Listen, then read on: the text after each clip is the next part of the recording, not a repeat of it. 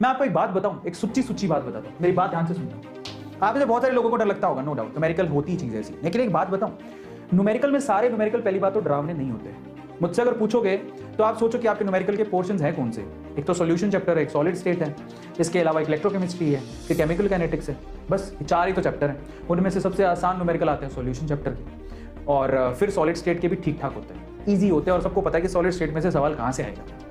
सबसे hard numerical थोड़े से होते हैं इलेक्ट्रोकेमिस्ट्री के और केमिकल काइनेटिक्स के, और केमिकल काइनेटिक्स में अगर आप फर्स्ट ऑर्डर निकालना सीख लेते हो तो वो भी न्यूमेरिकल आसान हो जाते हैं। लेकिन फिर भी मैं आपसे कहूंगा कि आप जरा सोचो कि टोटल 45 क्वेश्चन आएंगे, और उसमें से मैं आपको पहले बता चुका हूं कि ऑलमोस्ट 45 क्वेश्चन में से आपको 12 क्वेश्चन के करीब फिजिकल के मिलेंगे।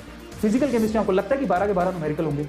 अगर आप पूरे केमिस्ट्री के पेपर को पिछले 15 सालों के आप निकालो पेपर, आप पिछले 15 सालों के पेपर निकालोगे तो आप मुश्किल से आप लोग पाओगे कि उस पूरे जितना भी पेपर है उसके अंदर 5 से लेके 8 न्यूमेरिकल है।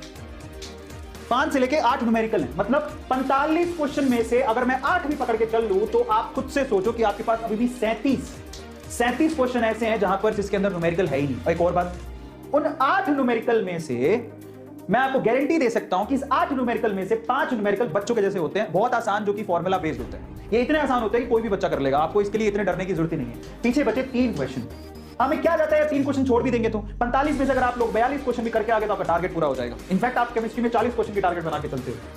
समझ में आ गया? तो इतना डरो मत।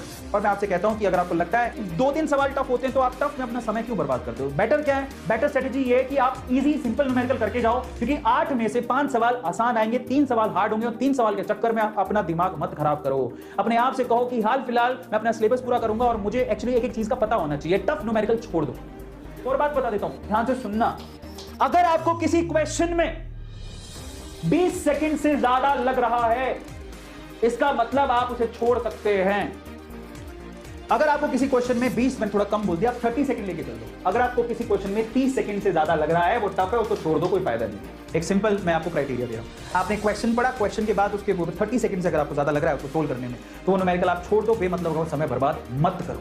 क्योंकि आप खुद सोचो, नीट एग्जाम में अगर आपको पता होगा तो नीट एग्जाम में टोटल आपका 3 घंटे होते हैं, मतलब 180 मिनट होते हैं। 180 मिनट में आपको 180 क्वेश्चन ही करने होते हैं, मतलब हर एक क्वेश्चन के लिए 1 मिनट आप लोगों को दिया जाता है, और उसमें से भी आपको पता है कि 20 मिनट आपको फॉर्मेलिटीज वगैरह में जाते हैं। तो ऑन एन एवरेज अगर आप देखोगे तो आपको हर एक सवाल के लिए ऑलमोस्ट 40 सेकंड से 50 सेकंड का समय है, लेकिन उसमें भी फिजिक्स के अंदर थोड़ा समय ज्यादा देना पड़ता है। तो मैं आपसे कहूंगा कि केमिस्ट्री के अंदर आप दिमाग बना के चल लो कि मेरे को 45 क्वेश्चन एनी हाउ 45 क्वेश्चन मुझे 20 मिनट में खत्म करने हैं।